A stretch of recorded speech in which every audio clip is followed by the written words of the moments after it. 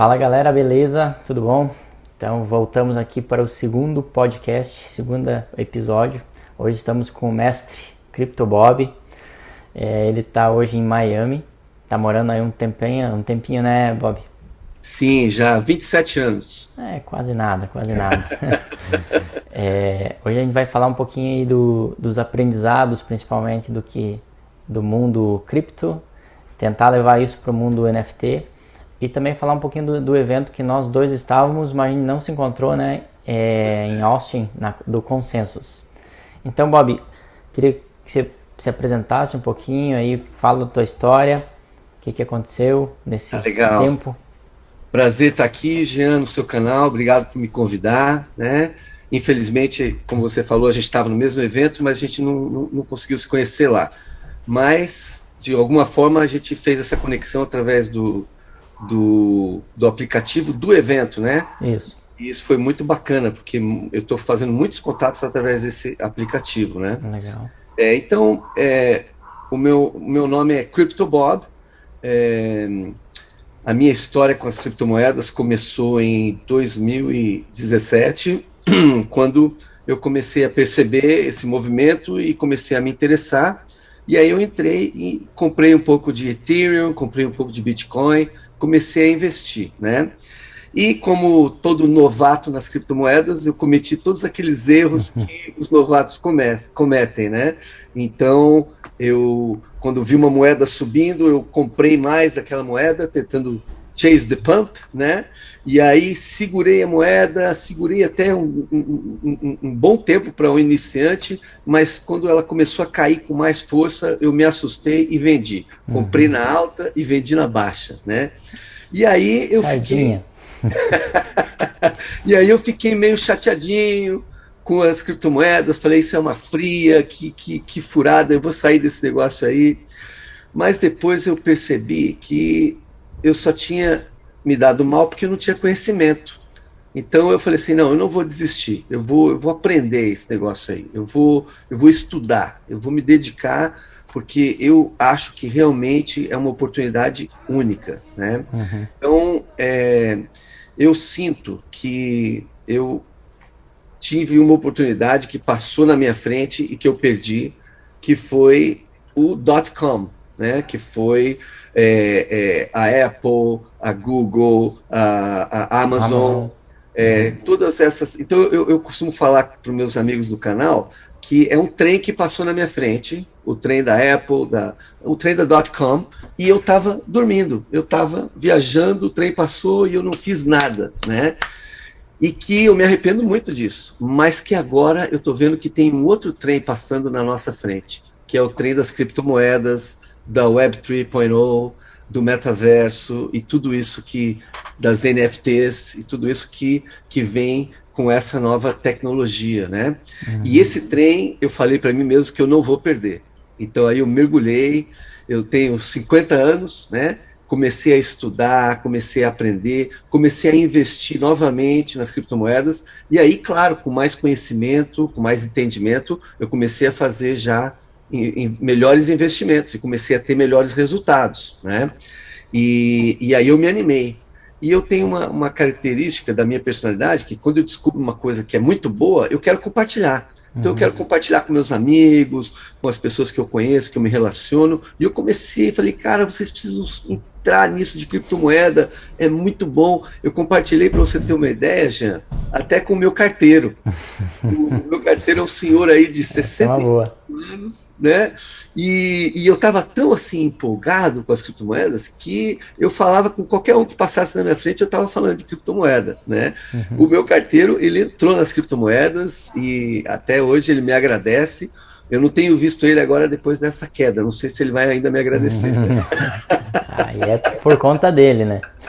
Por conta dele. Mas aí eu falei assim, poxa, eu queria ajudar mais pessoas, né? Porque eu vejo que o pessoal está perdendo esse trem. O Sim. pessoal não está se ligando. E é uma oportunidade única para essa geração de poder ter ganhos assim que, como a gente fala aqui nos Estados Unidos, são life-changing money opportunities, né? Exatamente. Oportunidades de ganhar uma quantia de dinheiro que pode mudar a sua realidade, mudar a sua vida. Então eu decidi abrir o canal.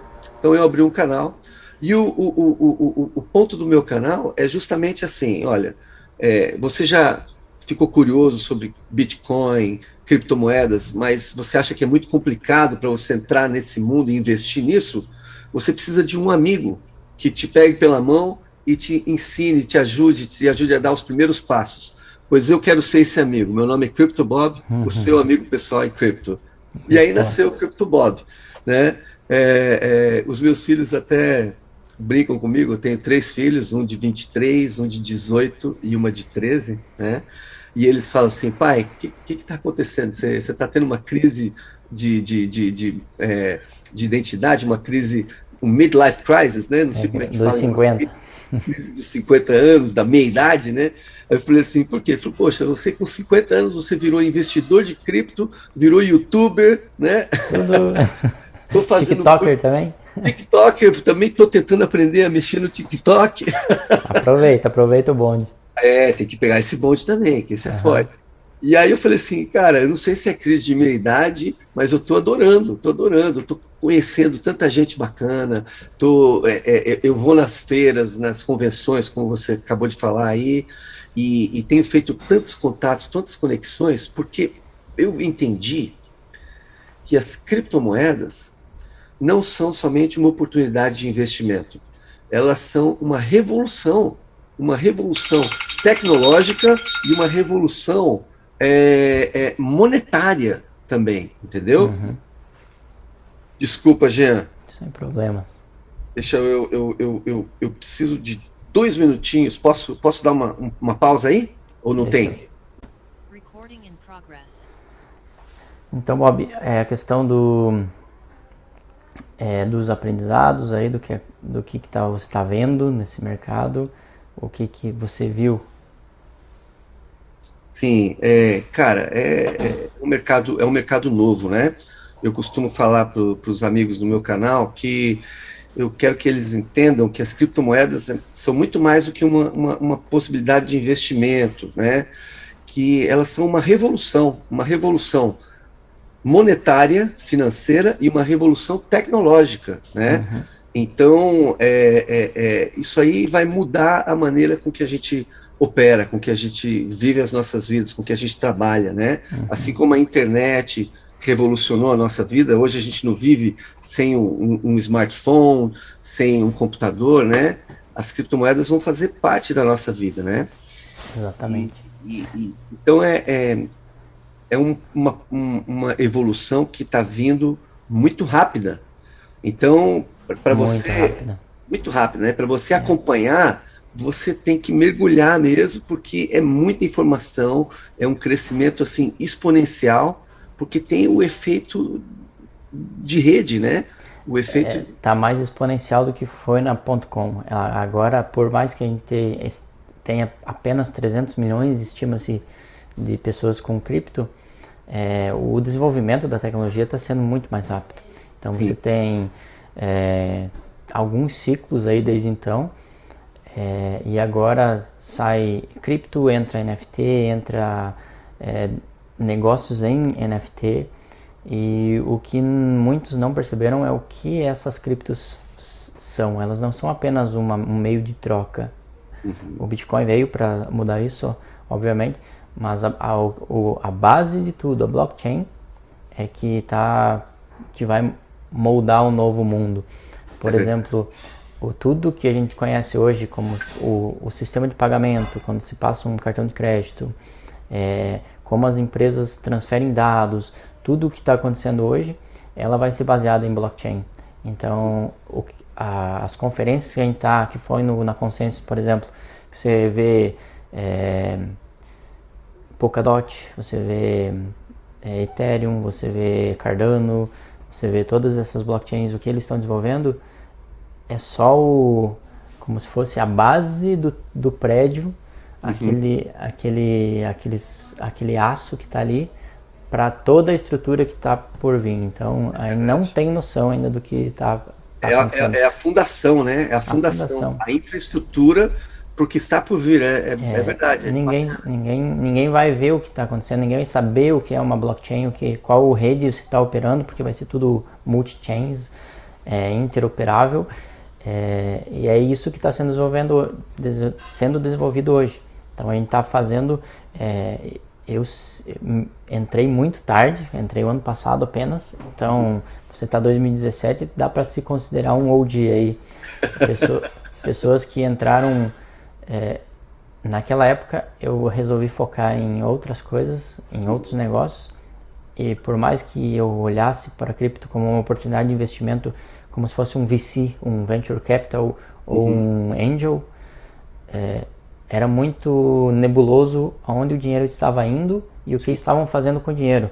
Sim, então eu resolvi dar um passo atrás, não me meter nisso, mas hoje me arrependo de ter chegado tarde. Enfim, de qualquer forma...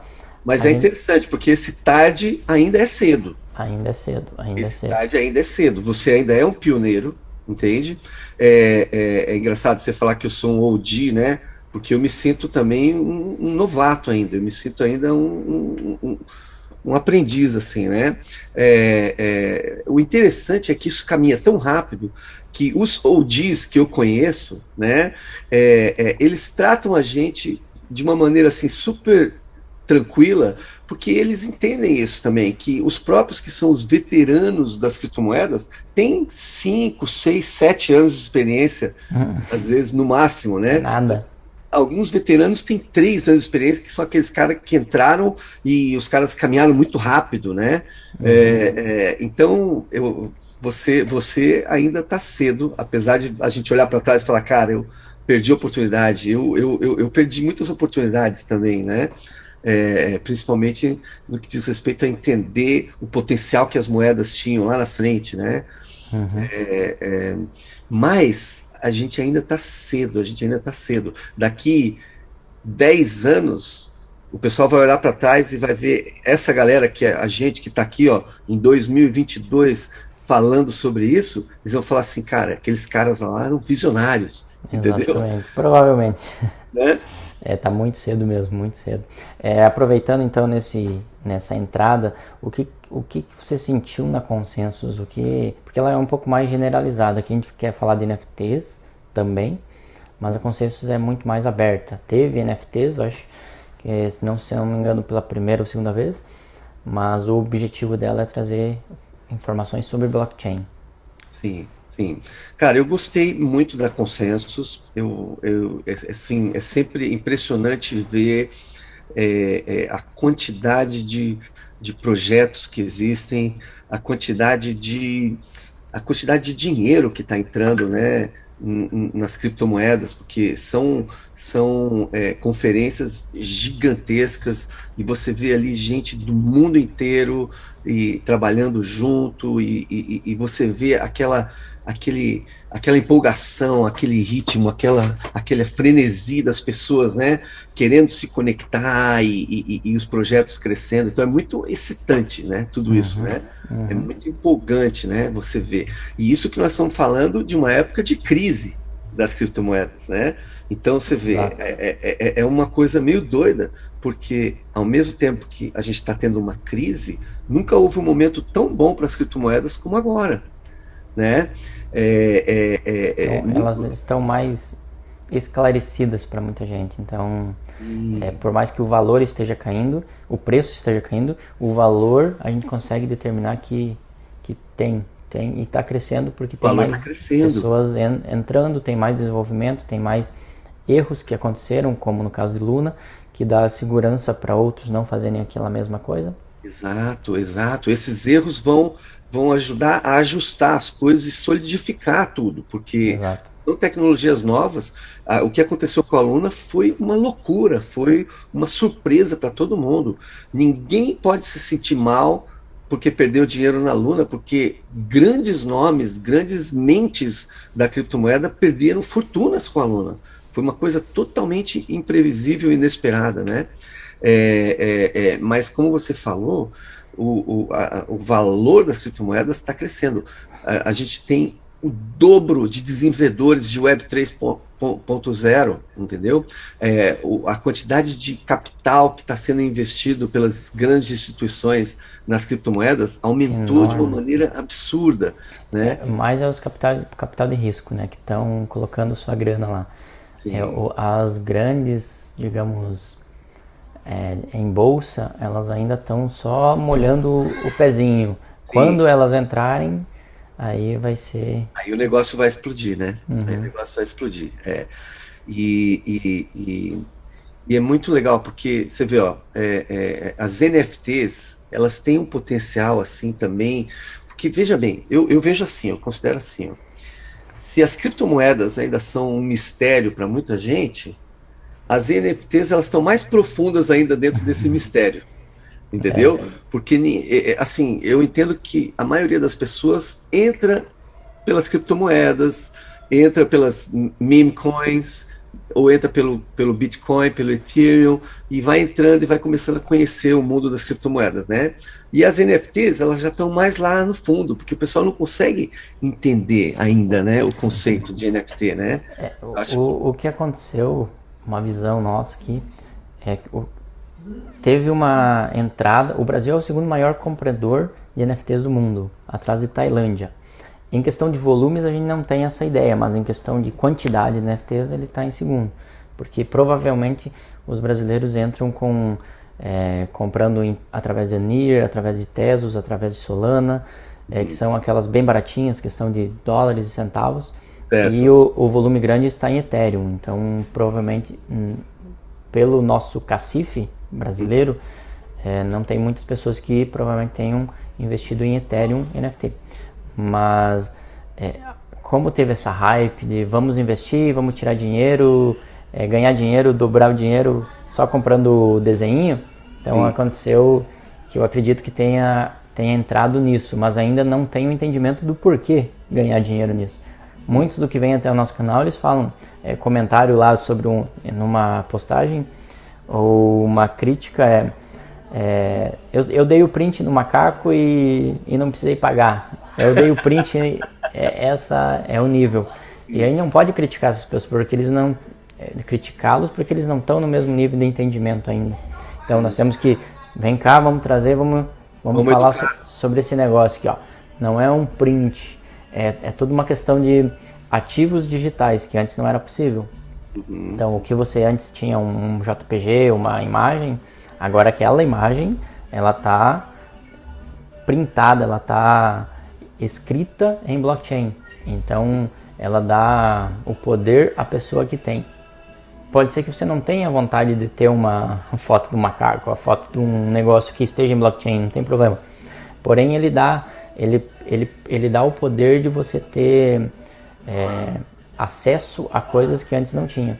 Sim. Por exemplo, vamos pegar um exemplo aí do NFT de música que está sendo lançado agora. Então é quase como se fosse um fã-clube, mas é em blockchain.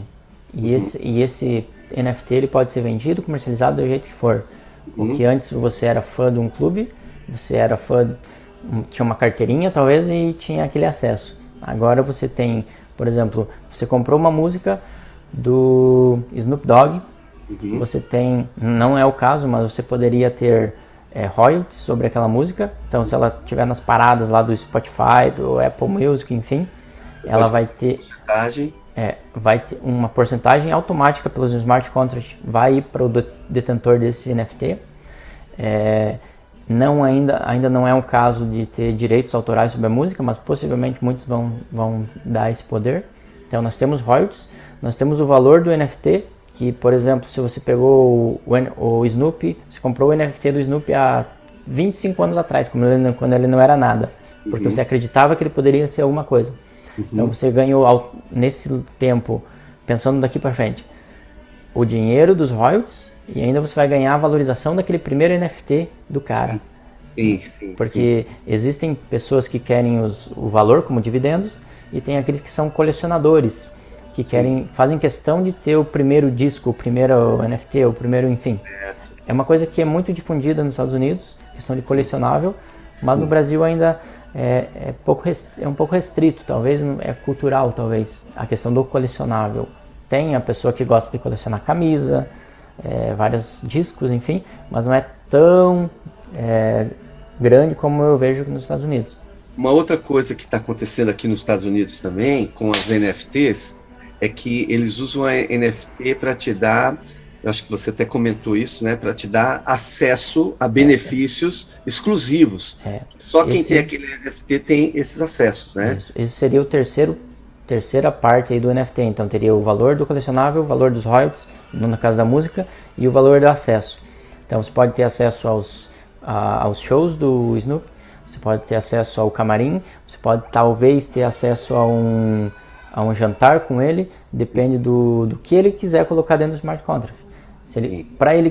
Se ele quiser valorizar aquele NFT, ele vai dar coisas que as pessoas querem. Então é uma forma, dar brindes, dar itens físicos, enfim. São 3 coisas que a gente vê hoje que é possível.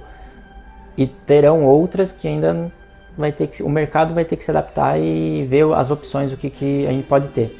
Sim, eu voltei do Consensus e eu recebi uma mensagem de alguém falando que eu queria ter um NFT das minhas propriedades. Entende? Uhum. Então eles trabalham nisso, eles estão fazendo NFTs em imóveis, né? Onde você faz o cadastro da tua propriedade no blockchain, né? É possível. A utilidade dos NFTs é infinita, né? Sim. Eu lembro que quando eu estava mexendo com GIFI, eu estava mexendo com nodes, eu estava mexendo com esse tipo de coisa, tinha também onde você tinha que ter um NFT para você poder qualificar para os tiers mais altos de investimento nos nodes. Okay? Então tinha pessoa que só fazia o investimento direto, fazia o stake, fazia o investimento, mas tinha pessoas que compravam o NFT, que o NFT funcionava como um multiplicador daquele benefício que você estava tendo. Exato. Então, quanto mais caro o NFT, maior a multiplicação no teu ganho. É uma coisa bem doida. Então, o NFT hoje, então, nós temos a possibilidade da música, nós temos a possibilidade do real estate, que seria empreendimentos, como você comentou. Já ouvi, conversei com uma mulher aqui que eles têm um grande fundo de investimento, eles têm várias mansões em NFT e eles vendem como NFT, entende? Então essa é uma possibilidade. Outra seria games, que já eu ia falar de games. Já está bem. É fantástico, né? Foi o que mais trouxe pessoas após as criptos, os meme coins, foi a que mais trouxe pessoas para o mundo do NFT, para o mundo cripto. Então, ela quer se divertir, ela precisa comprar uma cripto para ter o NFT. Então, é uma porta de entrada, que a gente acredita. Posteriormente veio as artes também. Paralelamente às artes, ela talvez veio antes, com a arte regenerativa, com a arte que tem. Porém, ainda nós não vimos ainda muito sucesso em muitas artes, porque aí depende do que a gente acredita. Precisa ter a pessoa que vai desenvolver aquele projeto, ela tem que ser uma boa empreendedora, entendeu? Então não adianta você ter a sua arte se você não vai prover nada para sua comunidade, entendeu? É verdade. Então, tem um outro ponto que eu ouvi bastante também na Consensus, na Decentral, que era Austin também. Era uma teoria dos 1000 fãs. Isso serve para mim, serve para você, serve para todos os artistas, para os músicos.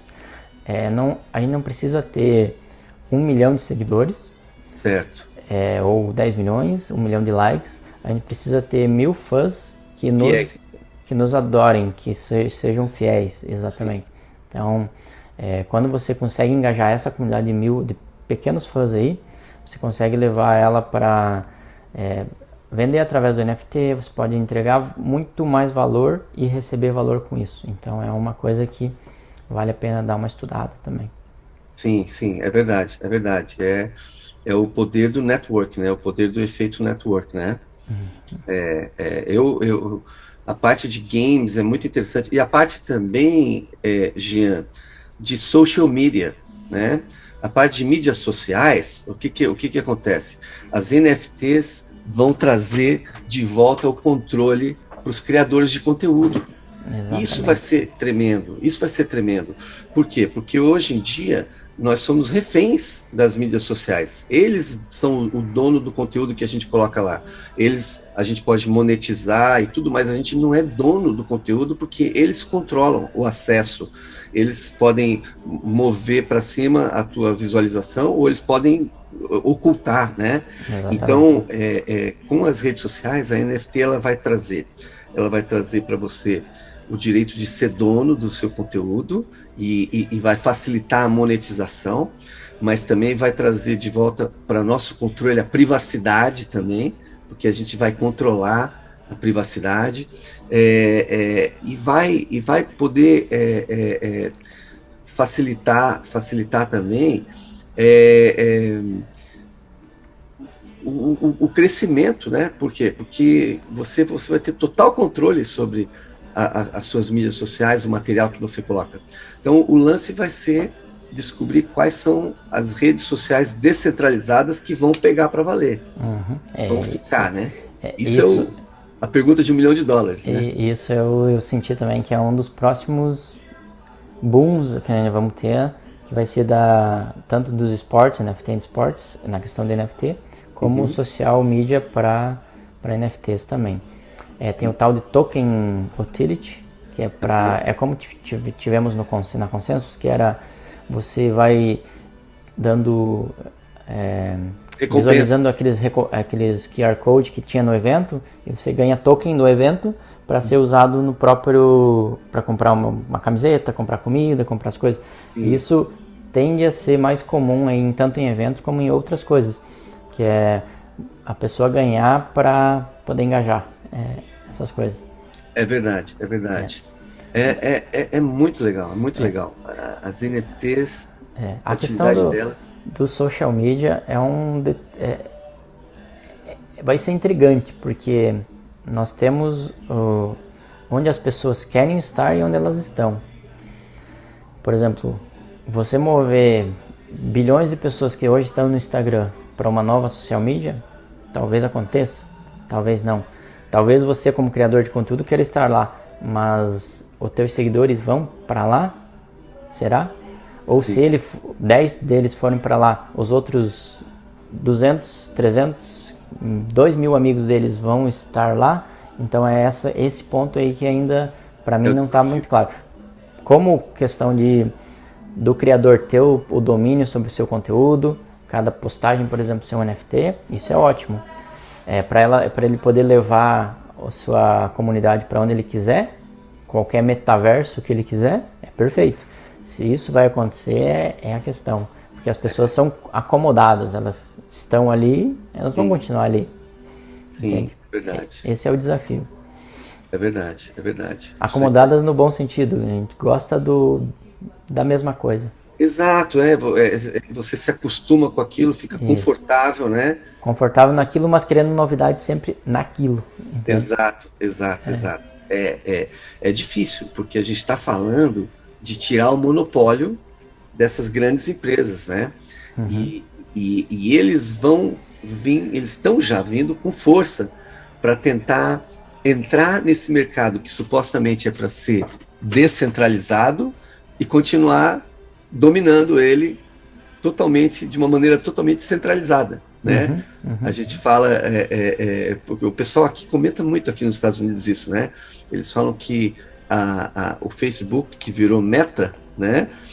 Que eles falam assim, ninguém vai querer entrar no metaverso centralizado, porque o conceito principal do metaverso é a descentralização dele, a possibilidade que essa descentralização traz. Mas o que acontece? É o que você falou, o pessoal já está acostumado com o formato. Sim. Então, por isso que eles já estão fazendo a transição e já estão mantendo os seus afiliados ali felizes e suavemente fazendo a transição, né? Então, para você entrar e você romper essa barreira aí, esse é um grande desafio. É complicado.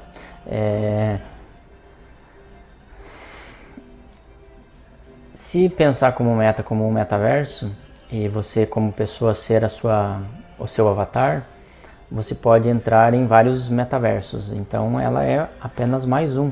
Você vai estar lá quando você quiser. Então pensando dessa forma, até faz sentido. Mas aí vai questão, você vai ficar 10% do teu tempo lá ou vai ficar 90% do teu tempo lá. Pois é, porque aí você vai entrar no metaverso, porque a quantidade de dinheiro que eles estão injetando nisso, né, vai fazer com que talvez o metaverso deles seja muito mais bem estruturado, muito mais atraente, muito mais funcional. E aí o pessoal vai falar assim, é aqui que eu quero ficar, né? Eles vão em outro metaverso e falam assim, poxa... Eles promovem as ferramentas que as pessoas gostam. Exato, exato, exato. E ficam viciadas. Mas toda revolução ela tem que passar por esse processo, né? E é uma coisa que vai acontecendo pouco a pouco, pouco a pouco. Você vê, a gente já vê hoje com essa questão da censura que a gente vê que acontece nas redes sociais, né? Bastante. Aí o pessoal tenta criar redes sociais onde não tem muita censura e a gente vê que ela caminha a passos lentos. Lentíssimos, né? Todas essas coisas que vem e falam assim, ó, saia do Twitter e venha para essa outra aqui, saia disso aqui e venha para cá. As pessoas sabem que é censurado, que acontece o que acontece, mas acabam ficando. Acaba ficando e tentando ficar ali na maciota para não chamar muita atenção, né? E para poder passar ali por baixo dessas barreiras todas ali, né? É isso aí. Bob, vamos finalizar aqui, questão de tempo também. Beleza, beleza. Agradeço pelo teu tempo, pelo bate-papo, pela tua história. Provavelmente já vamos fazer um próximo quando o NFT estiver voltando, tiver mais cases e quando você estiver lançando teu próprio NFT, né, para a comunidade. Com certeza, com certeza. Uma ideia aí, ó. Obrigado por ter me convidado aqui, foi um prazer, Jean. E vamos manter contato aí, vamos continuar a fazer mais dessas conversas aí, desse bate-papo, porque o pessoal só tem a ganhar com essas informações aí. E Com nós certeza, também. Com certeza. Obrigado, Bob. Abraço. Obrigado, um abraço. Bom fim de semana. Para você também. Tchau, tchau. Tchau, tchau.